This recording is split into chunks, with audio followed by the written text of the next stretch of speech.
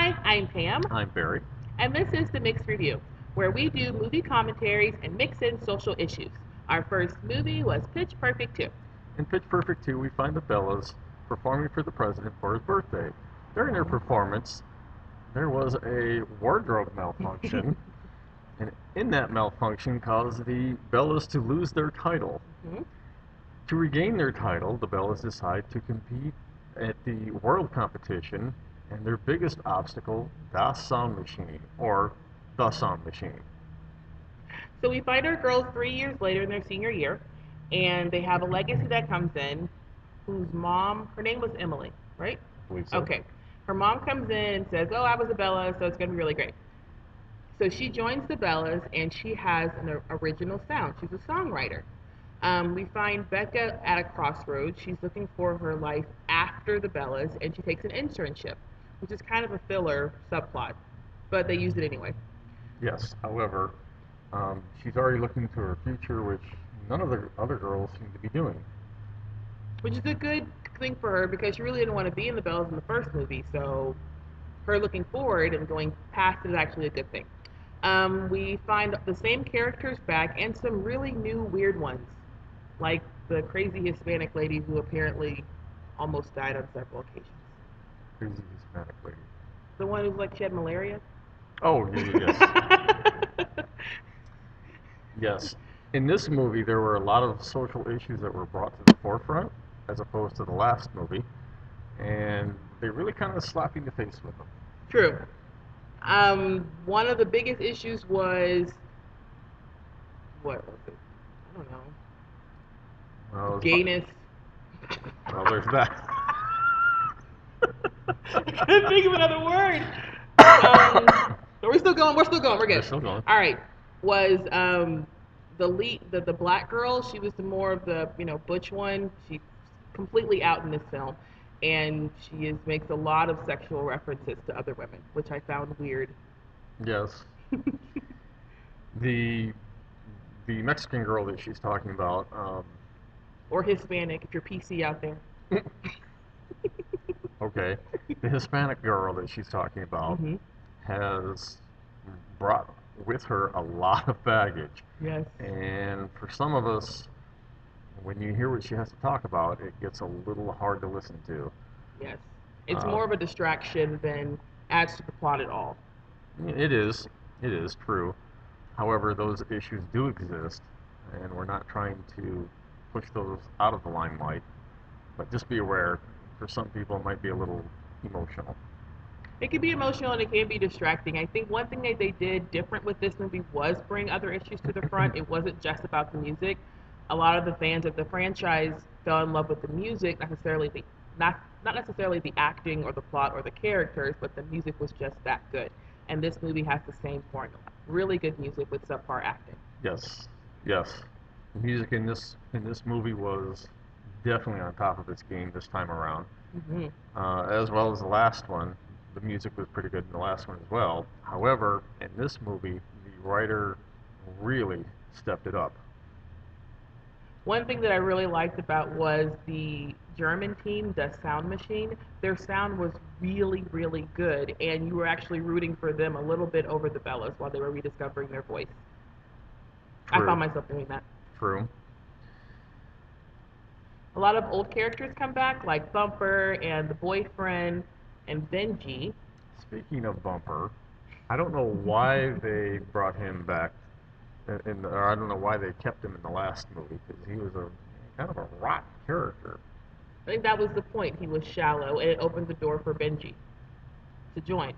Okay, And we were all pulling for Benji because he was a really good kid with a really nice voice who was shunned for being weird. so then Bumper comes back in the second movie Yes, he does. and falls in love with Fat Amy.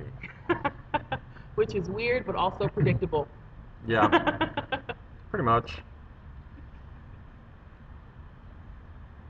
So as we follow them through this journey of rediscovering themselves, we meet up with the old character, the old lead of the Bellas. She basically puts them through a boot camp to get their sound back, which is actually kind of funny.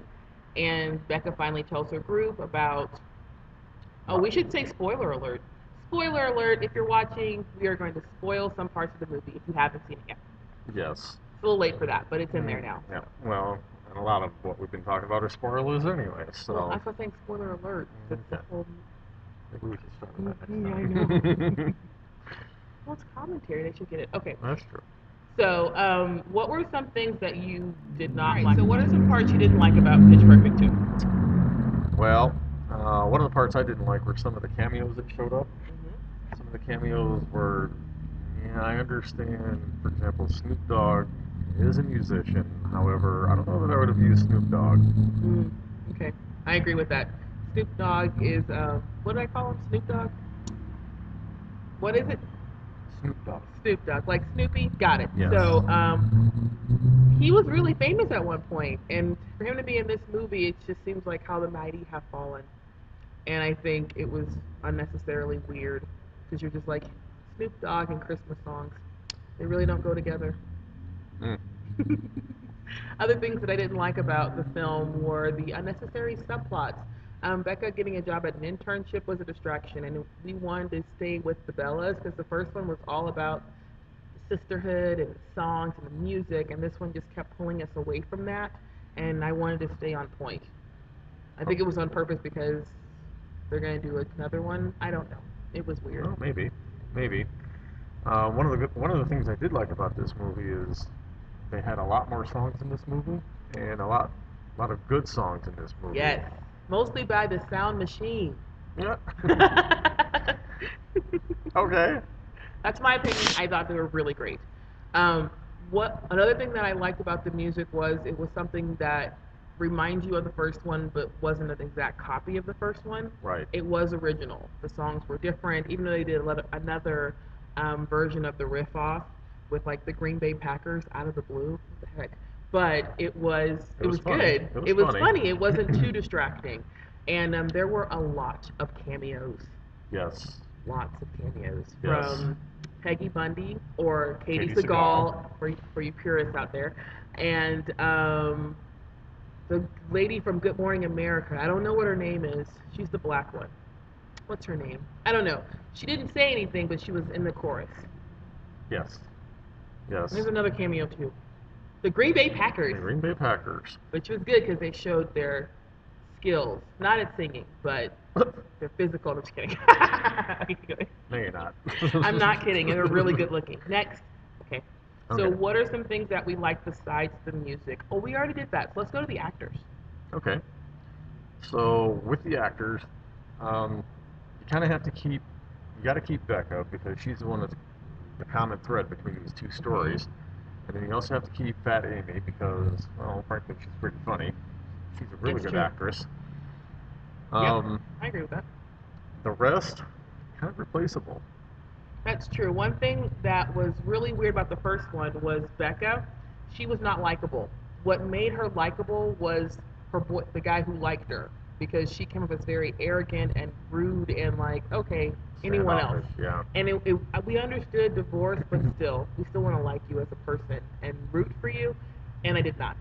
This one they did better at making us like her Yes. because she was more vulnerable and stressed, and she, instead of being standoffish, she leaned on her sisters eventually. And she's actually able to be a little bit more human in this one. Yes, because she had the boy already. Right. Well, That was a good thing. and she's also trying to figure out the rest of her life, and she's making those steps. Yep, that's So, true. good for her. One thing I didn't like about the acting was the use of Haley Sign something. I don't know her name. I'll figure it out later. She played the new Legacy Emily. She's in movies like Ender's Game and True Grit. The girl is really talented, and her talent was not used in this film. She was basically a smiling, doe-eyed face, and she's so much more than that. Hmm. I didn't like that because if they're thinking of making a third movie, they should have given her more, and they didn't. So I don't think she can carry the next film based on her exposure in this film. Okay. Okay, now we're going to do our recommendations for this film. I'll go first. Or you can go first. That's Okay, oh, thank you. Ladies first. Whatever. That's why I Okay, did it. okay. So as for recommendation, if you're a fan of the franchise, go see it. If you're there, you like the music, you're not going to be disappointed because the music actually gets better in this film. If you're there for Yeah. acting, who are we kidding? You're not there for acting. No. You're there for the music, and that's what it's. I would recommend it. As for age range, it's not for young kids, in my opinion. I would not bring kids 13 and under. True. So that's what True. I recommend because there's a lot of themes with Adult content. yep that are unless you're I wouldn't do it. You go. High school age and higher, high school and college for sure, because, well, this is who the movie's geared toward. So, of course, go see if you're in high school or college or older. Again, just be aware there are some adult themes that you need to watch out for. Would I recommend seeing it? Sure. For those reasons, high school and older. And understand this could be, maybe it is somebody's dream to be a singer or join an a cappella group or just be part of a college group. I'm not sure if they exist though. Are they real? Comment below. Not sure. Exactly. Comment below. So I don't know. I've never actually seen one in real life. Kind of like the drum major thingy. Okay, so So there's our show, Mixed Review. Hope you enjoyed. We enjoyed watching the movies, as we always do. And that's true. And we're gonna make more videos. So if you like us, subscribe to our channel, and we'll make more videos and commentary. Thank you. thank you.